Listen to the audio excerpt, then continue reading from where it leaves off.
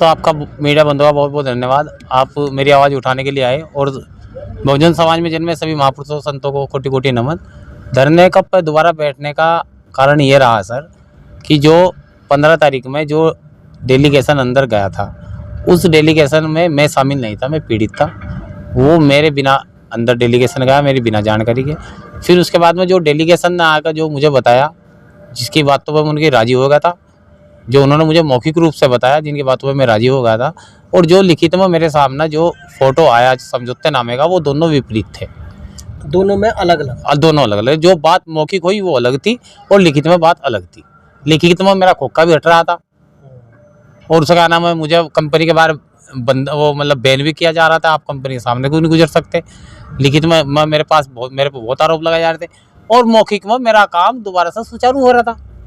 ये खोखे का भी काम दोबारा भी, और मेरा बिजली का बिल भी माफ हो रहा था। लिखित में बिजली का बिल भी नहीं है कि आपका बिजली का बिल कंपनी पे करेगी। तो इन्हीं कई चीज़ों को देखते हुए मैंने ये देखा कि भाई मेरे साथ में छल कपट हुआ है।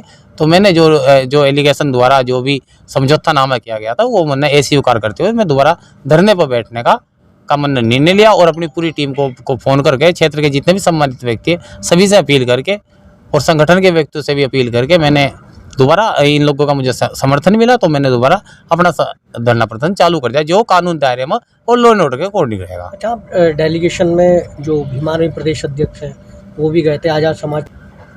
नहीं, उनके द्वारा जो समझौता नामा किया गया था वो मैं उसको गलत नहीं कह सकता, लेकिन उन्होंने जो मौखिक रूप से जो मुझे बताया है वो कुछ और था, जिस पर मैंने अपनी सहमति जताई थी, लेकिन लिखित में कुछ और था।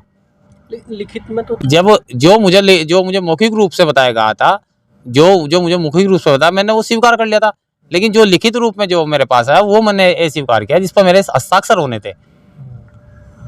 डेलीगेशन उस समय डेलीगेशन ने मना कर दी थी कि ड्राफ्टिंग कल होगी।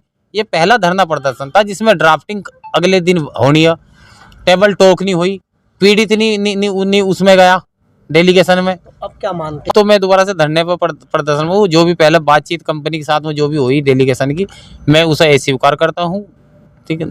और रही दूसरी बात, जो भी बात होगी अब मैनेजमेंट को जो भी बात करनी होगी वो शासन प्रशासन के मध्यस्थता को रख कर और यहीं से ऑन द स्पॉट होगी। यहाँ पर धरना प्रदर्शन भाई कोई टेबल टॉक, कोई ऑफिस में बैठकर नहीं होगा। अच्छा, कोई बड़े आंदोलन? ये अभी हम ना आज ये इस पहले धरना प्रदर्शन के बाद में आज ये दोबारा सा आंदोलन का पहला ही दिन समझो इसको, वैसे तो 13वां दिन है, लेकिन हम इसमें दोबारा वाले में पहला दिन है। तो अभी जैसे समाज का देखो क्या समर्थन मिलता है, कौन कौन से संगठन आगे वो करते हैं, उसी के आधार पर फिर आगे की रणनीति तैयार की जाएगी। आज फिर से जी, जैसे आप सभी के चैनल के माध्यम से पहले तो सभी को जय भीम। आज जैसे धरना प्रदर्शन का जो दोबारा धरना प्रदर्शन शुरू हुआ है उसका आज पहला दिन है। तो डेलीगेशन में मैं भी था और डेलीगेशन में जो चीज़ें वहाँ मुझे देखने को मिली वो मैं आपको बताऊं तो ऐसा हुआ कि एक रूम में तो हमें बिठा दिया गया, एक रूम में हम सब लोग बैठा दिए गए। मैनेजमेंट था जो कंपनी का वो अलग रूम में था, हम अलग रूम में थे। वहाँ से हमारे वाले रूम में से एक आदमी अलग जो है जाके मैनेजमेंट से बात करता है। हमें इस चीज़ की कोई खबर नहीं है कि वो वहाँ क्या कर रहा है क्या नहीं कर रहा है। तो इस चीज़ का हमें संदेह है कि कहीं ना कहीं किसी न किसी तरीके से इस धरना प्रदर्शन को हटाने के लिए पहले ही साजिश रची जा चुकी थी। किसको मानते हैं इस पूरी साजिश को?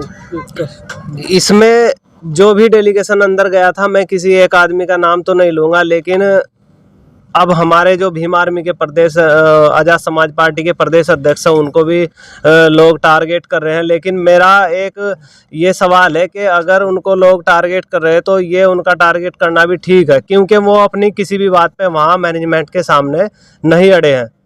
मैनेजमेंट ने कहा कि हम कंपनी बंद कर देंगे, हमारे ऊपर से ऑर्डर आ गया।